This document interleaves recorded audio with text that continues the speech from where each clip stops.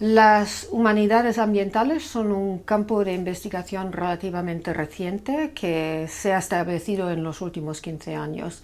Y es un campo que abarca la filosofía, la historia, la antropología, la geografía y los estudios literarios y culturales. Temas cruciales en el campo son la justicia ambiental, es decir, que cómo se reúne la lucha por justicia social con la conservación de la naturaleza.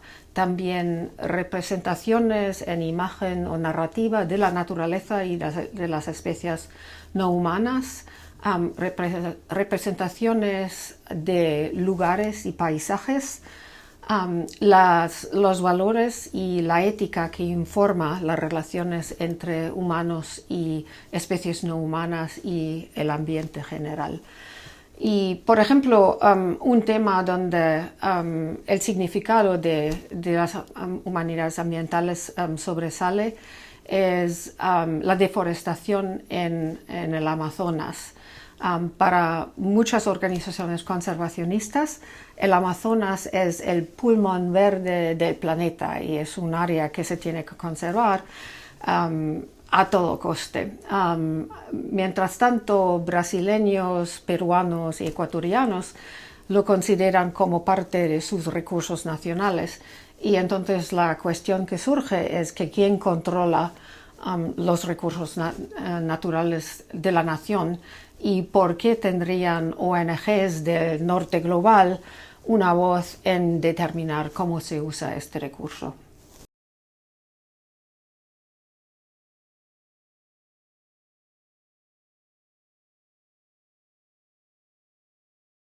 Me empecé a interesar por las humanidades ambientales de una manera un poco inusual. A mediados de los años 90 compré un pequeño loro en una tienda de animales. Era una especie africana, un loro que se llama loro frentirrojo.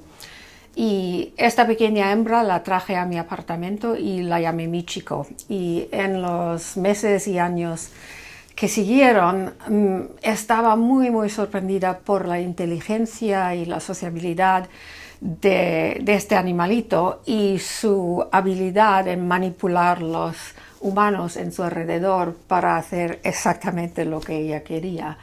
Cuento esta historia ahora con un poco de vergüenza porque ahora ya no me parece ético de vender o comprar animales como comodidades, pero sí, esto fue el comienzo de mi interés por las aves y por los animales más en general. Me integré a un grupo de observadores de aves en el Central Park de Nueva York, donde viví entonces, y observamos aves especialmente en la primavera y el otoño, porque estos son los momentos en los que las aves migratorias hacen escala en el Central Park de Nueva York, en un entorno urbano muy intenso. Y este interés en la migración de las aves también me llevó a considerar de dónde vinieron estas aves y de dónde venían estas aves y a dónde iban. Y me interesaron las áreas en el norte de Canadá y en el sur de Latinoamérica, en el Caribe, que son los puntos extremos de la migración de aves en estas temporadas. Y esto fue el principio de mi interés más general por el medio ambientalismo. Pero realmente el núcleo era la afección por un pequeño pájaro mascota y de ahí por las especies animales y las aves en particular.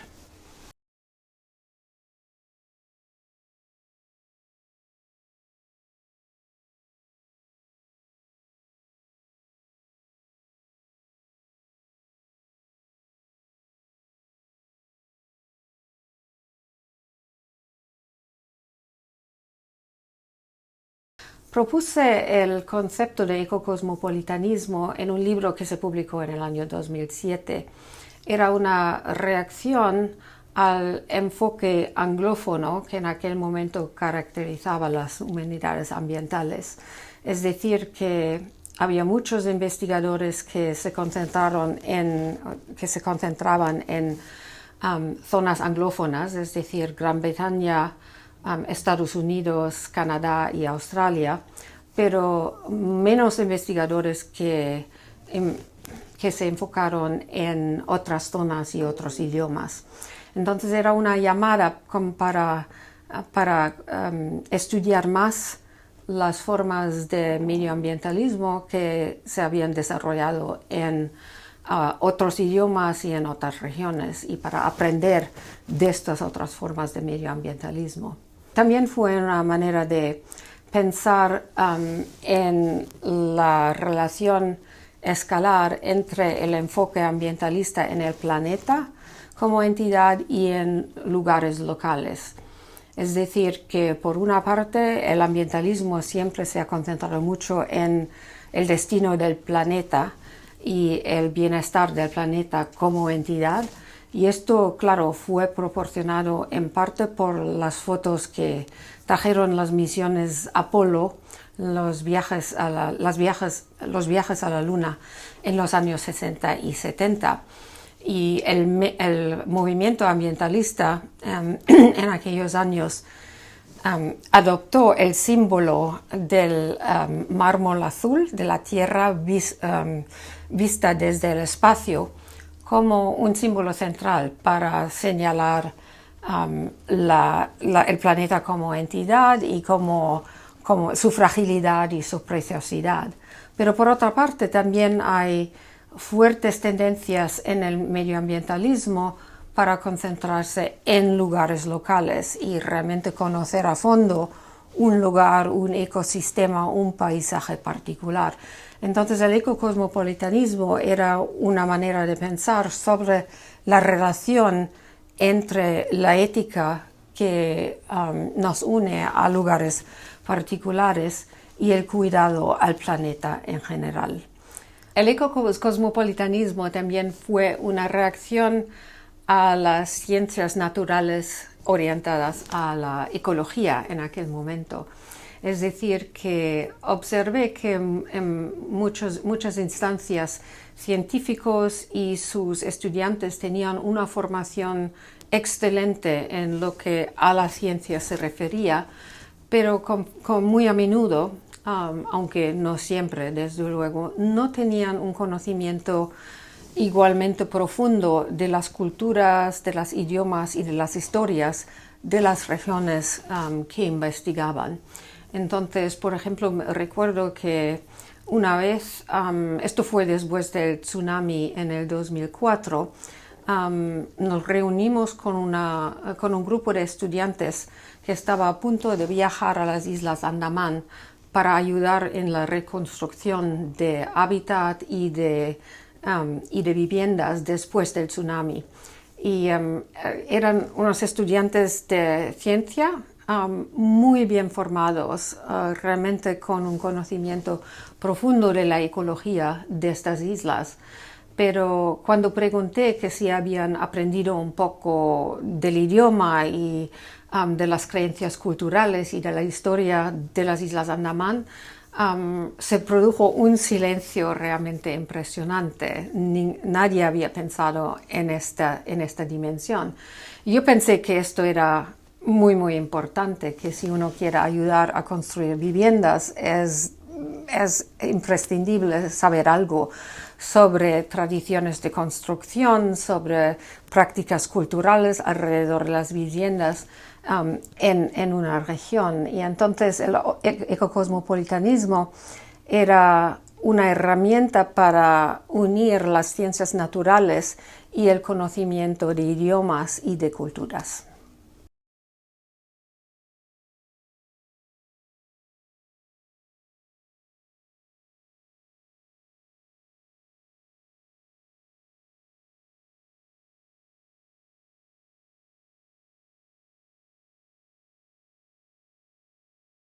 Creo que un ejemplo claro de por qué es importante tener en cuenta diferencias de idiomas, de prácticas y creencias culturales y de memorias históricas es la conservación biológica.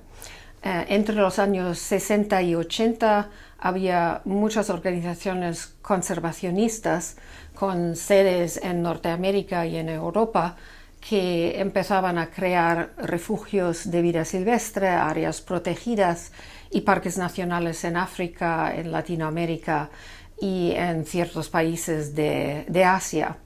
Y lo que ocurría en aquel momento era que con frecuencia encontraban reacciones hostiles de las comunidades locales que no se habían consultado en la creación de estas áreas protegidas. ¿Por qué? Porque estas comunidades locales habían utilizado los bosques, las sabanas, de cierta manera sostenible durante siglos, en algunos casos incluso milenios, y no querían que se les imponiera otro régimen de uso. Y la prohibición de la caza, de la recolección de ciertos frutos y del uso de la madera, de los bosques, se concibió como una repetición del colonialismo, de gestos imperialistas que en el sentido de que organizaciones americanas y europeas imponían ciertos regímenes medioambientalistas a estas comunidades. Entonces, en los años 90, muchas de esas organizaciones cambiaron de régimen, es decir, que hicieron una transición de lo que terminó por llamarse conservación de fortaleza a conservación comunitaria, es decir, que ningún proyecto avanzaba sin la consultación de comunidades locales y sin el consentimiento de comunidades locales, y también se consideraba mucho más los beneficios que podían tener las comunidades locales de este tipo de esfuerzo. Entonces, este es un momento en el que las organizaciones del norte global tenían otras metas, otras memorias, otras prácticas que las comunidades locales, que en muchos casos ya habían tenido la experiencia del colonialismo y del imperialismo, y que no querían que esto se repitiera.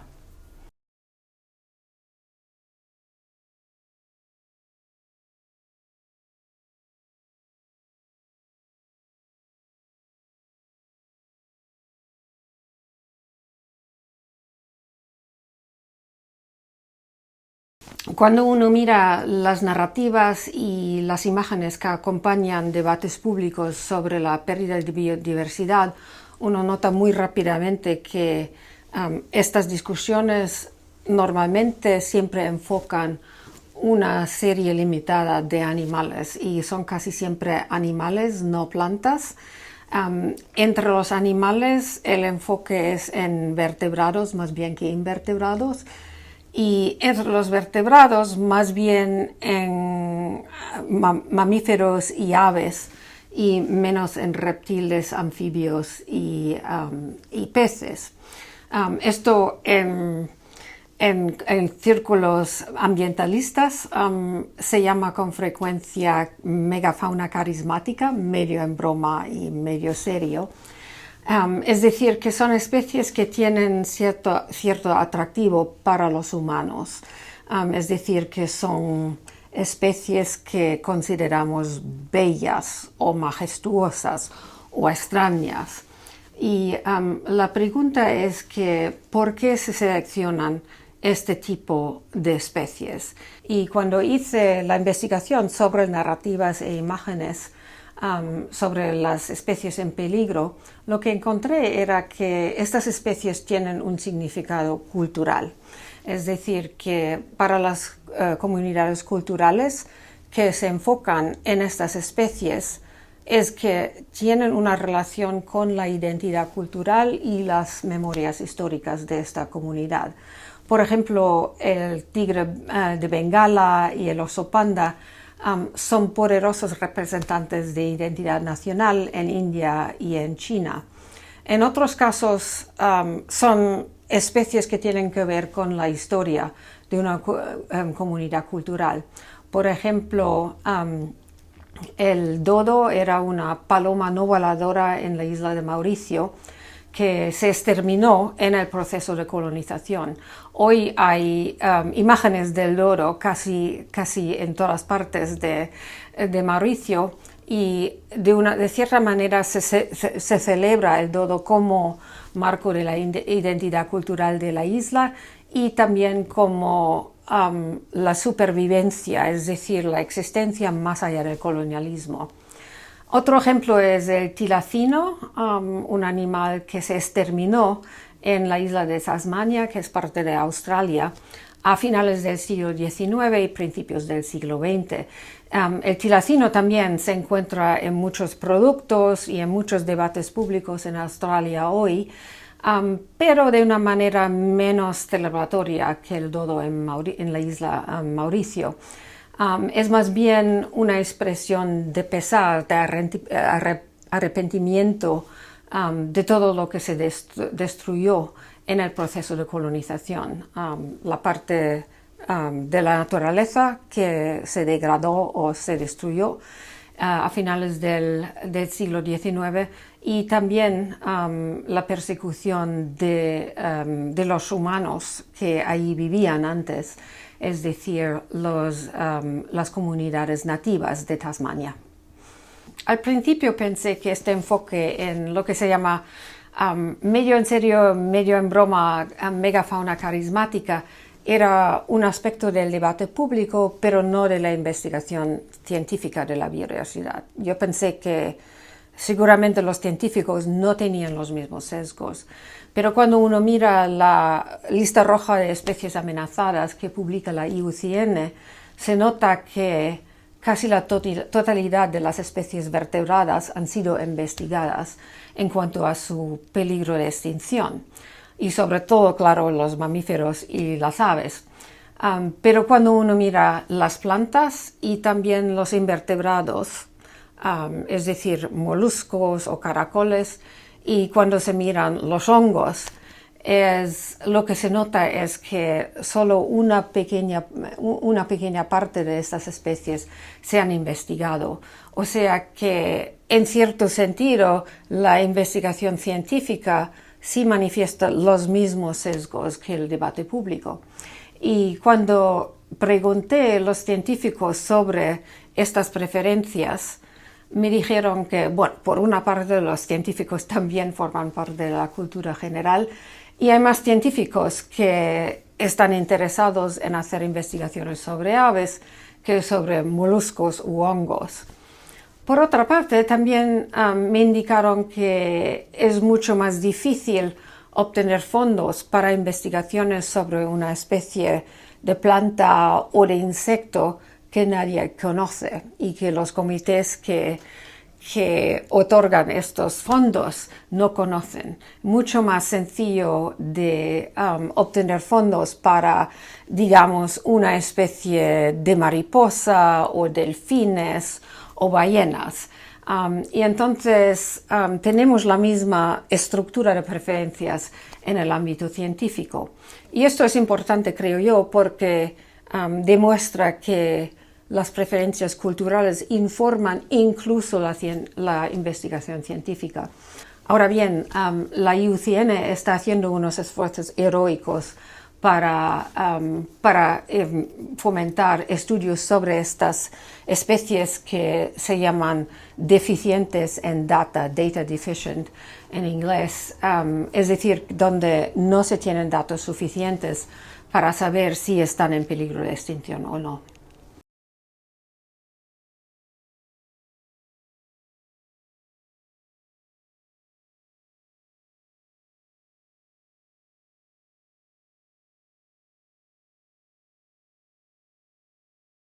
El concepto de la justicia multiespecie se ha adoptado en los últimos 10 o 15 años para repensar el bienestar de especies no humanas en el contexto de la justicia ambiental. El movimiento por la justicia ambiental ya había intentado reunir la lucha contra la desigualdad social y por la justicia social y la lucha por la conservación de la naturaleza a partir de los años 90. Lo que hace la justicia multiespecie es considerar dos conjuntos de problemas. Un problema es cómo equilibrar las necesidades que tienen comunidades humanas, especialmente comunidades humanas desfavorecidas, y cuáles son las necesidades de especies animales y vegetales, y cómo tomamos decisiones cuando estas necesidades entran en conflicto.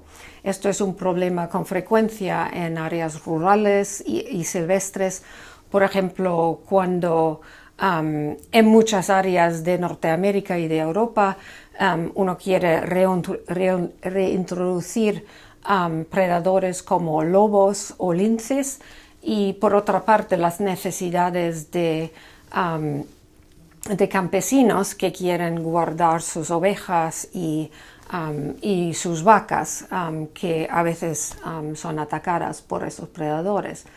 Pero esos problemas se producen también en entornos urbanos. En muchas ciudades ahora estos conflictos se producen en torno al uso del espacio. Se usa un espacio determinado para construir un parque que es beneficioso para la comunidad humana y también crea hábitat para especies no humanas, o se utiliza ese mismo espacio para construir viviendas y bajar el precio de viviendas. Esto es un conjunto de problemas. El otro conjunto de problemas que considera la justicia multiespecie es cómo tomar decisiones sobre el bienestar de algunas especies respecto a otras especies y cómo se toman decisiones cuando éstas entran en conflicto. Y hay un problema que se ha debatido muchísimo en la ciudad donde vivo yo, en Los Ángeles, y esto se refiere a la población enorme de gatos callejeros que hemos tenido desde hace muchos años. Es una población de entre 800,000 y 2 millones de gatos callejeros que preocupan mucho a los ambientalistas porque tienen un impacto enorme sobre poblaciones de aves y de reptiles. Por otra parte, hay comunidades que aman mucho a esos gatos y los dan de comer, los cuidan, porque dicen que realmente somos los humanos los que somos culpables de su existencia en el espacio urbano, porque estos son gatos que los humanos han dejado escapar y que se han reproducido. Y entonces durante muchos años hemos tenido luchas entre los amadores de gatos por una parte y los ambientalistas por otra parte. En el año 2022 el Consejo Municipal decidió de adoptar una policía de no matar, es decir, que los gatos callejeros se pueden captar y esterilizar para que no incrementara el tamaño de la población, pero no se pueden matar. Pero esto, dicen los ambientalistas, es una policía de no matar para gatos, pero no para aves, no para lagartos, no para ratones. Entonces, el concepto de justicia multiespecie considera este tipo de problemas y considera las razones por las que tomamos una decisión u otra y si se deberían tomar decisiones alternativas en el futuro.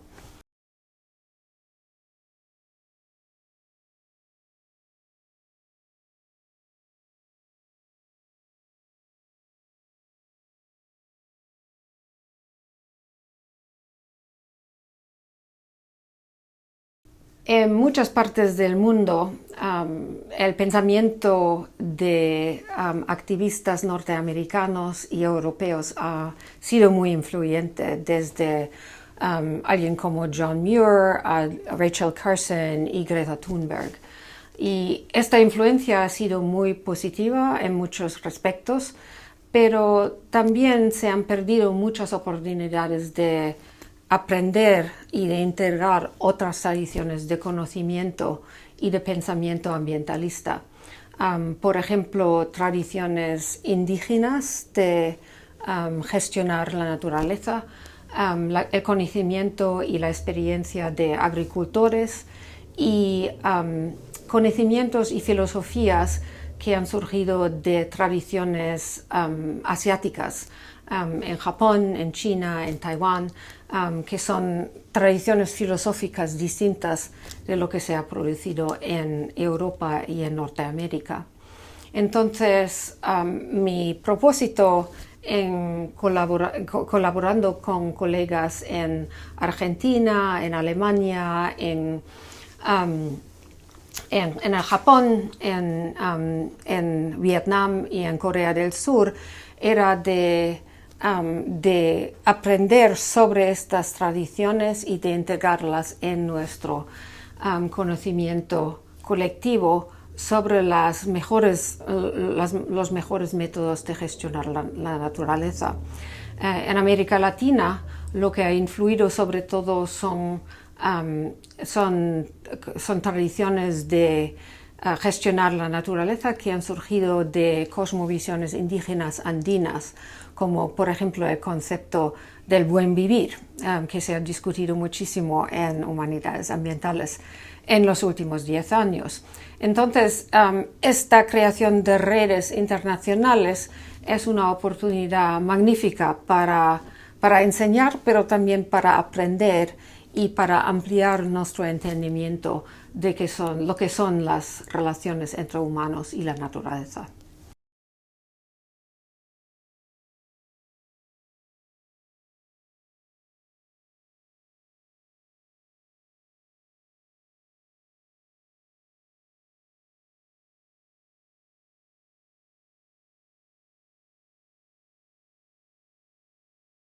La ciencia ficción, o más ampliamente la ficción especulativa, con frecuencia aborda problemas de larga escala, es decir, que cuál es el futuro del planeta, podremos los humanos viajar a otros planetas, hay vida biológica en otros planetas y cómo nos relacionaríamos con estos tipos de vida que no son terrestres. Estas preguntas son importantes también para el ambientalismo, es decir, que cómo cambia nuestro entendimiento de lo que es ser humano o ser animal cuando cambia la tecnología, cómo cambia nuestro entendimiento de la naturaleza cuando encontramos especies que no habíamos conocido antes. Entonces, la ciencia ficción siempre ha tenido este aspecto y durante los últimos 50 años ha habido muchos escritores que han tratado de desarrollar visiones del futuro explícitamente ambientalistas, desde escritores como Ursula K. Le Guin a partir de los años 70 y escritores como Kim Stanley Robinson en la época contemporánea. Lo que investigan estos tipos de escritores es cómo, por ejemplo, cambiaría la vida urbana bajo el impacto del cambio climático. Por ejemplo, Kim Stanley Robinson ha escrito una novela sobre la ciudad de Nueva York a mediados del siglo XXII, cuando en su visión del futuro ha habido un aumento del nivel del mar de 20 metros, que es extremo pero no científicamente imposible. Entonces, Robinson investiga cuáles son los retos para el gobierno municipal, cómo se comportan los ciudadanos de Nueva York, cómo ha desarrollado la vida natural, cómo han desarrollado los parques y las costas alrededor de Nueva York en esta situación muy cambiada. Y él desarrolla una visión que no es apocalíptica como uno pudiera pensar, sino más bien optimista, es decir, que él toma el cambio climático como un punto de partida para imaginar nuevas formas sociales, reformas económicas y nuevas luchas por la justicia social. En otros ejemplos, escritores de ficción especulativa intentan representar la perspectiva de otras culturas o incluso de otras especies.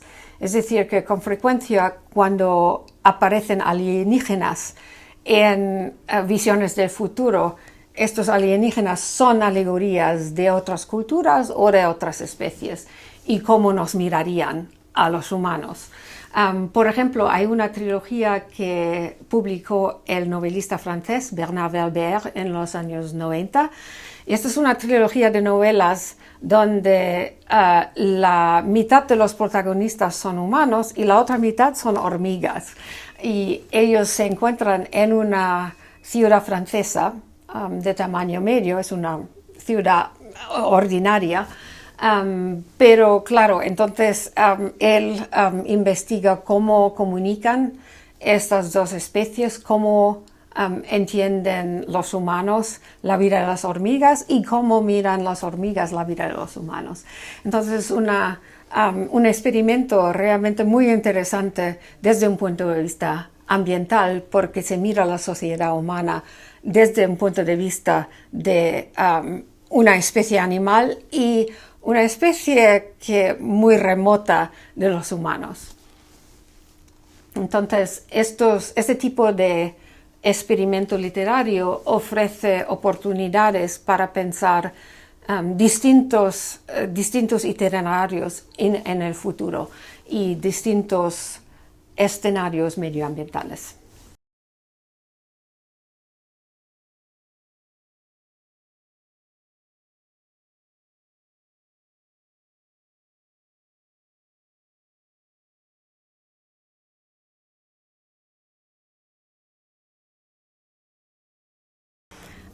Entre ambientalistas discutimos con frecuencia que si es más productivo ser optimista o pesimista sobre el futuro de la vida en el planeta. Yo creo que la verdadera pregunta no es la supervivencia de la vida en el planeta. La vida biológica ha sobrevivido muchos eventos cataclísmicos en el pasado y siempre ha recuperado. E incluso el número de especies muchas veces ha aumentado después de estos desastres. Entonces yo creo que la vida biológica sí sobrevivirá, pero la pregunta más urgente es qué parte de la civilización humana puede continuar en la forma en la que la practicamos ahora y en qué medida tiene que cambiar.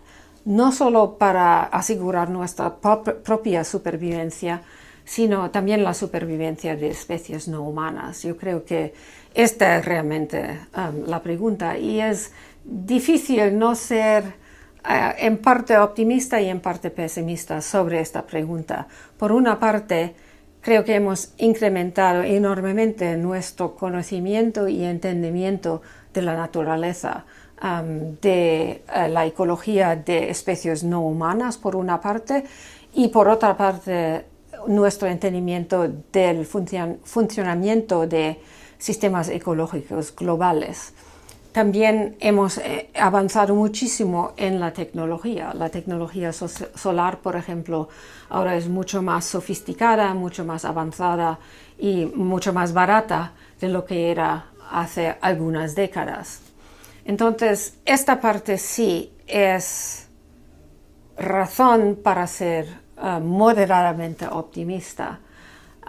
La otra parte es que si estos entendimientos y conocimientos y estas tecnologías se pueden aplicar a una escala que realmente cambia el futuro que ahora estamos enfrentando. Es decir, que si podemos convencer a una mayoría de votantes en países democráticos de aplicar estos conocimientos y de cambiar nuestra manera de vivir colectiva suficientemente para para evitar desastres en el futuro. Y allí es donde yo creo que hay que ser un poco pesimista. Aquí en Los Ángeles acabamos de tener unos incendios sin precedente no por su tamaño, pero por su destructividad. Y han sido tan destructivos porque los vientos que hemos experimentado han sido mucho más fuertes que en el pasado, y esto tiene que ver con el cambio climático. Pero en el mismo momento, un poco antes, los votantes americanos han elegido un gobierno que niega el cambio climático, que quiere intensificar la extracción de combustibles fósiles y que quiere debilitar las leyes que actualmente protegen las especies en peligro de extinción. Entonces, esto a mí me parece el verdadero problema y la razón para un pesimismo, al menos moderado, porque claramente en Estados Unidos y también en otros países los ambientalistas no hemos tenido éxito en convencer a nuestros conciudadanos de que es importante preservar la naturaleza y evitar las peores consecuencias del cambio climático.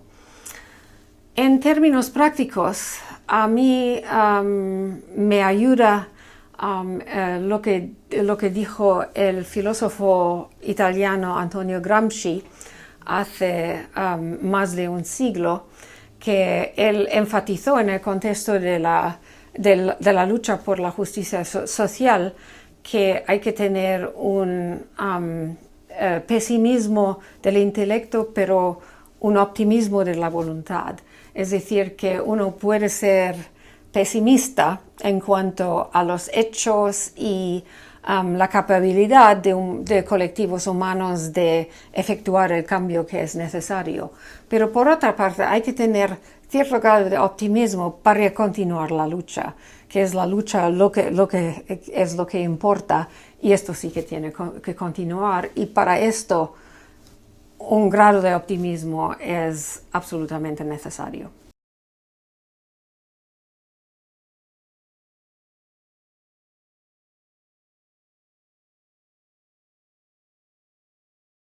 Para mí es un enorme honor y placer de recibir este premio. Para mí la afección por los animales, el cuidado de los animales y las plantas siempre han sido una motivación central para la investigación, tanto como para la enseñanza. Y durante los últimos 30 años siempre he intentado transmitir mi pasión por la naturaleza a mis estudiantes. Entonces me parece muy acertado que el premio tenga el nombre de biofilia, un concepto propuesto por el biólogo E.O. Wilson en los años 80, precisamente para describir lo que él pensaba era el amor y la afección natural que tienen muchos humanos para la naturaleza. También estoy muy agradecida por la recompensa monetaria. Estos fondos se van a dedicar a la conservación de aves y a la enseñanza ambientalista en la Universidad de California. Y estoy muy ansiosa de ver qué iniciativas podrán soportar estos fondos.